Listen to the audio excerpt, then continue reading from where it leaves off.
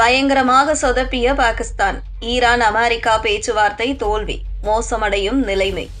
Iran America போரில் மத்தியஸ்தம் செய்வதற்காக பாகிஸ்தானை அமெரிக்கா நியமித்திருந்தது. அமெரிக்கா கொடுக்கும் டீலை ஈரானை ஏற்றுக்கொள்ள வைப்பதுதான் பாகிஸ்தானின் வேலை. ஆனால் இதில் பாகிஸ்தான் சொதப்பி இருப்பதால் பேச்சுவார்த்தை தோல்வியில் முடிந்திருக்கிறது.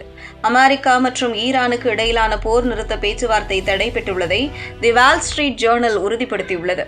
அமெரிக்காவின் கோரிக்கைகளை ஈரான் ஏற்க மறுத்துள்ளது. பாகிஸ்தானை வைத்து முன்னெடுக்கப்பட்ட முயற்சிகள் தோல்வியடைந்துள்ளன. பாகிஸ்தான் வழங்கிய சமரச முயற்சிகள் தோல்வியடைந்தது. அந்நாடு எந்த மாதிரியான முயற்சிகளை எடுத்தது என்கிற கேள்விகளை எழுப்பியிருக்கிறது. பாகிஸ்தான் வெளியுறவுத்துறை அமைச்சர் இஷாக் தார் இதுகுறித்து கூறுகையில், பயனுள்ள பேச்சுவார்த்தைகளை எளிதாக்குவதில் பெருமைப்படுவோம் என்று சிம்பிளாக கருத்து தெரிவித்திருக்கிறார். பாகிஸ்தான் பேச்சுவார்த்தைகளுக்கு உதவ தயாராக இருப்பதாக அறிவித்தார்.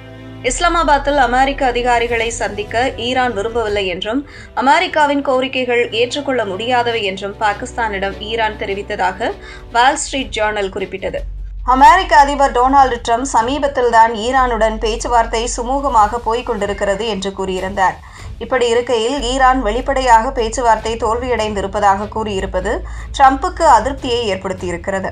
மும்பையில் உள்ள ஈரானிய துணை தூதரகம் சார்பில் எக்ஸ் தளத்தில் வெளியான அறிக்கையில் வெளியுறவு அமைச்சக செய்தி தொடர்பாளர் இஸ்மாயில் பகாபி, அமெரிக்காவுடன் நேரடி பேச்சுவார்த்தைகள் எதுவும் இல்லை, பாகிஸ்தானில் நடக்கும் பேச்சுவார்த்தையில் நாங்கள் பங்கேற்கவில்லை. ட்ரம்ப் நிர்வாகத்திடமிருந்து 15 அம்ச திட்டம் யதார்த்தமானது அல்ல, அது நியாயமற்றது. போரை முடிவுக்கு கொண்டு வர பிராந்திய நாடுகள் விடுக்கும் அழைப்புகளை வரவேற்கிறோம்.